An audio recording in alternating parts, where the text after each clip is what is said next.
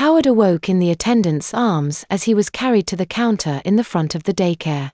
Anita was waiting for him and took the groggy child in her arms to carry him to the Suburban. She wrapped his shoulders and bottom in his blankie and put her arm beneath his bottom to support him as she walked.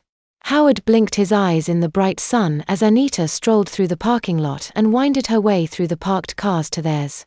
The blankie felt indescribably soft and comforting against the bare skin of his thighs and calves, making him feel secure and protected against strangers' stares. She stopped in front of the Suburban, unlocked her door, then opened it and triggered the locks on the other doors.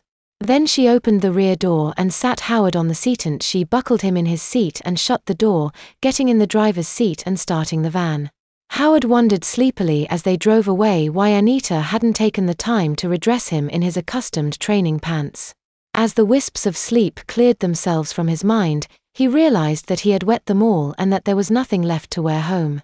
He lay back against the cushion of the seat and closed his eyes again.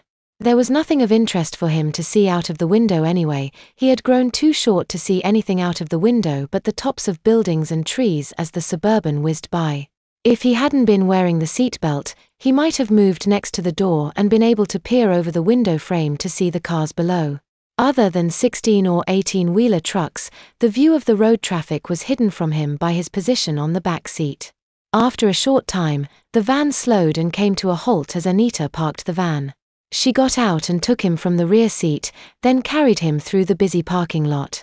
Howard opened his eyes and saw that she was heading for the grocery store in front of them. He was instantly awake. Oh God.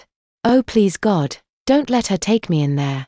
Everyone will see me in diapers, he prayed silently. Anita sat him in the baby seat of a shopping cart and wheeled him inside the grocery store. To Howard's dismay, she went directly to the baby goods aisle and put a large package of diapers in the basket.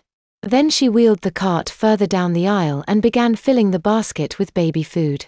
Howard groaned inwardly when he turned and saw the jars she had selected for him. Instead of getting the barely edible jars of chunky toddler-style food, she had elected to purchase food that was suitable for a toothless infant. Everything was of the First Foods variety, and had been pured to a fine paste to make it easy for a pre-weaned infant to swallow. She moved around the aisle and began putting other baby items in the cart. Diaper pins, feeding bibs in disposable, terry and plastic styles, baby wipes, shampoo, a large jar of nursery Vaseline, Johnson's baby soap, baby powder, feeding spoons and bowls, washcloths, waterproof lap pads, a teething ring, a rattle, a group of large plastic toy keys, a bottle and nipple brush, an enclosed wire rack for washing nipples and pacifiers in the dishwasher, and a small box of wet wipes in a plastic purse-sized travel case. When he saw her place several baby bottles in the cart along with packages of orthodontic nipples for an older baby, Howard slumped forward in his seat in despair. She had been serious when she told him that she planned to treat him like an infant at home. He tried to bury his head against her in embarrassment as she wheeled him through the aisles to the checkout stand, but the 1-foot distance was too great to span with his reduced body. He was forced to endure the tolerant smiles and disapproving frowns of the women shoppers they passed as they saw the diapers and bottles that were intended for the older toddler in Anita's cart.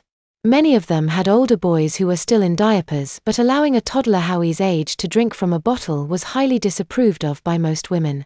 It was bad enough that little boys nowadays took such a long time to be potty trained, but treating them like real infants was beyond the pale.